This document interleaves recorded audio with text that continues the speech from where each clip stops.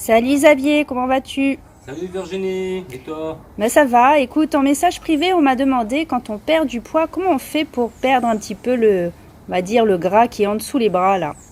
Oui, il faut savoir que souvent ça arrive quand on a perdu du poids ou chez la femme après 50 ans, ça commence à pendouiller un peu au niveau des triceps. Et pour affermir, je vais vous préconiser un exercice pour les triceps et un autre aussi pour les biceps parce que ce sont deux muscles antagonistes. Donc c'est bien de renforcer l'avant et l'arrière du bras. Biceps D'accord. c'est avant et Le triceps c'est triceps, c'est comprend 60 à 70% du tour de bras et le biceps représente 25 à 30, 35% du tour de bras. Donc Ok, quand vous avez des bras, c'est que vous avez des triceps, pas vraiment des biceps comme Popeye.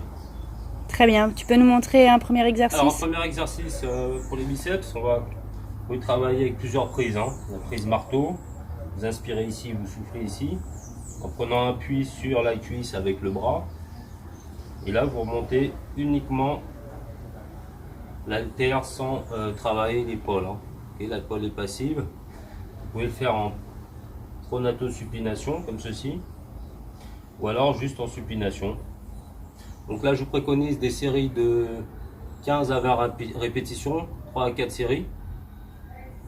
Et puis on va vous montrer également un exercice pour les triceps. Donc ce que tu me demandais tout à l'heure Virginie par rapport Ce qui quand on pendouille. fait un régime et les bras qui pendouillent un peu. Donc on va faire cet exercice là avec le biceps qui ne touche pas vraiment l'oreille mais qui est parallèle à la tête. On inspire ici, donc le bras par rapport à la tête, on inspire 90 degrés, on souffle en hyperextension.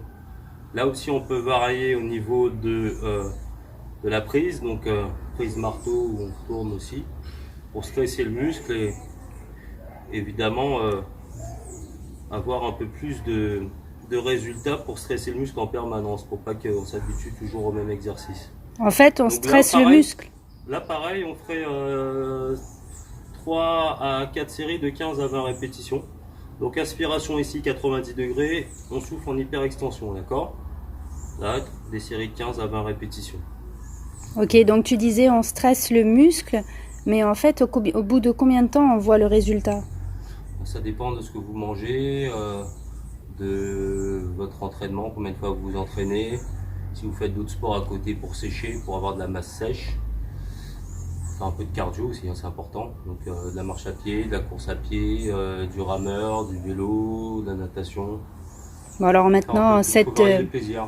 voilà, parce qu'en cette période de confinement, là, en gros, si on le fait tous les jours, on peut quand même avoir des résultats au bout Oui, de 2, 3 mois. ça se voit quand même au bout de 2, 3 mois selon les individus. Ok. Eh ben écoute, merci, hein, on va donner tous ces conseils aux gens qui nous regardent. Merci encore Xavier, à plus tard. À très bientôt, bye bye. Bonjour Virginie. Salut Xavier. Alors on a fait un exercice sur les biceps et triceps qui sont deux muscles antagonistes du bras. Qu'est-ce que tu peux nous dire au niveau énergétique par rapport à tout ça? En fait, l'exemple que je t'ai proposé, puisque en fait souvent les femmes me posent des questions en privé par rapport en fait au gras qu'on peut avoir sous le bras quand on perd du poids ou quand effectivement on a passé un certain âge. L'idée c'est de renforcer, comme tu l'as montré par rapport aux muscles, ces muscles antagonistes dont tu parles, mais c'est surtout au niveau alimentaire parce que en effet quand on fait un régime on enlève certaines calories, on a effectivement des méthodes différentes, chacun sa méthode, peut-être manger que des protéines ou alors manger que des fruits et légumes, mais l'idée c'est de pouvoir renforcer autrement en fait les vitamines. Et j'ai envie de parler de la vitamine E qui va permettre de renforcer davantage, et ça va être simple, ça va même permettre d'évacuer en fait tout ce qui est de sorte de grignotage en mangeant par exemple donc des fruits secs comme les noisettes, les noix, les amandes. Vous avez ces vitamines E à l'intérieur qui va permettre en fait de vous donner de l'énergie sans pour autant vous donner du gras. Alors on a vraiment dans le système dans lequel nous vivons des espèces de vieux réflexes qui nous disent oui, il ne faut pas manger gras, il ne faut pas manger trop salé, il ne faut pas manger trop sucré. Alors c'est vrai qu'effectivement il ne faut pas exagérer, mais on a besoin de gras comme votre voiture a besoin d'huile pour pouvoir en fin de compte bien fonctionner. Et notre corps a besoin de bons gras. Et ça c'est important en fait de bien comprendre qu'on a besoin d'être bien alimenté pour pouvoir effectivement avoir toutes les ressources nécessaires pour actionner les exercices que tu nous montres par exemple. Et que préconises-tu comme aliment?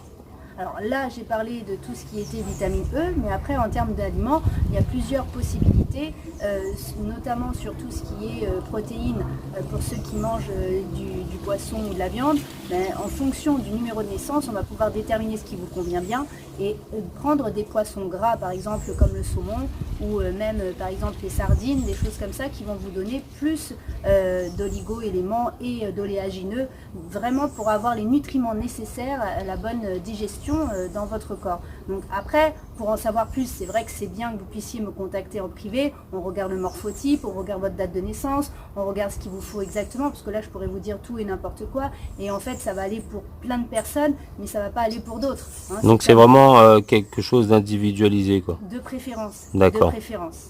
Mais en tout cas, de manière générale, les vitamines E, là, par rapport à l'exercice que tu as montré, va donner un petit coup de boost pour pouvoir alimenter, si on peut dire, l'énergie nécessaire en fait qu'on a besoin dans le corps pour faire ces exos. Ou voilà, c'est comme quelqu'un qui va faire du sport d'affilée 2 heures ou un marathon et qui ne mange pas le matin ou qui ne s'est pas bien alimenté par rapport à ce qu'il a besoin, c'est pas logique. Donc voilà, il faut quand même avoir une écoute de son corps et ça c'est le plus important. Super, je te remercie énormément pour tous ces conseils avisés. Et bien sûr, si vous voulez en savoir plus, vous pouvez nous joindre en privé, vous abonner à notre chaîne YouTube Fit and Love et avoir tous les éléments concernant votre morphotype, votre date de naissance et les aliments qui vous correspondent. Merci encore Xavier et puis à bientôt. Salut, bye bye. Bye bye.